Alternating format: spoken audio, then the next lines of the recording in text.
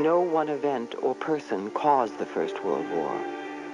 But there is a single man who symbolizes the instability that brought it about.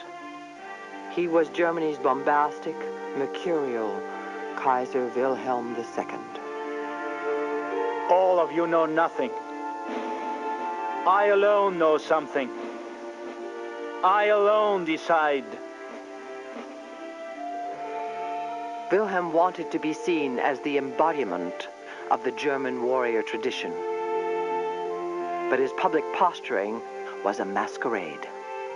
For Wilhelm, ruler of a nation that prized physical perfection, had a withered left arm.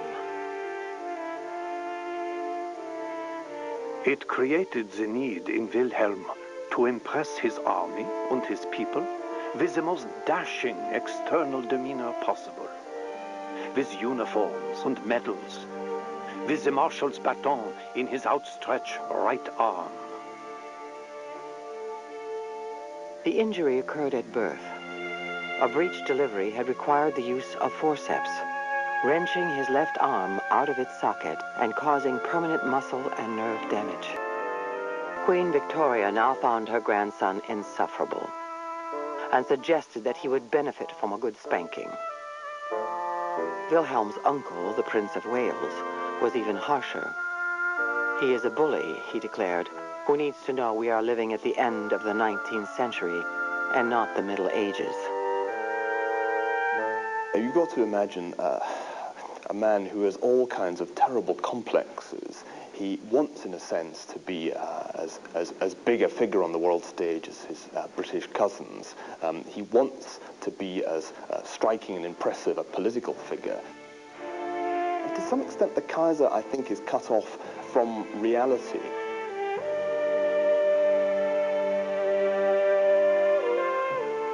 There were sound reasons for his British relatives to worry about Wilhelm. The German Empire had only come into being in 1871, following a series of wars.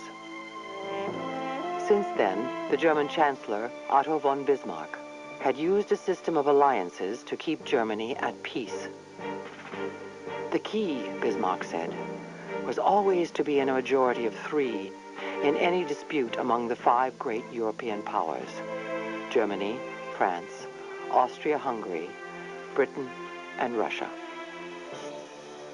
Determined, above all, not to be surrounded, Bismarck extended a hand of friendship to Britain, Russia, and even France, a traditional rival. But in 1888, after his father's untimely death, Wilhelm, at age 29, was crowned Emperor of Germany. One of his first acts was to send Bismarck into retirement.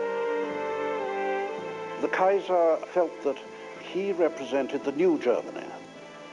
Quite where Germany was going to go, he didn't know, but he was going to go there. When he took over from Bismarck, he made the famous statement, "The course remains the same, full speed ahead." They hadn't the faintest idea of what direction it was going to go, but full speed ahead. Wilhelm quickly began upsetting Bismarck's delicate balance of power. His announcement that Germany would build a world-class navy to rival Britain's turned a potential ally into a potential enemy. The threat from his army, Europe's most powerful, resulted in Russia and France drawing closer together. Soon, the Kaiser was in a minority of 2. He could only count on one ally, the aged Emperor of Austria-Hungary, Franz Joseph. But Austria was the most fragile of the 5 great powers, barely able to contain order among the multitudes of ethnic groups inside its borders.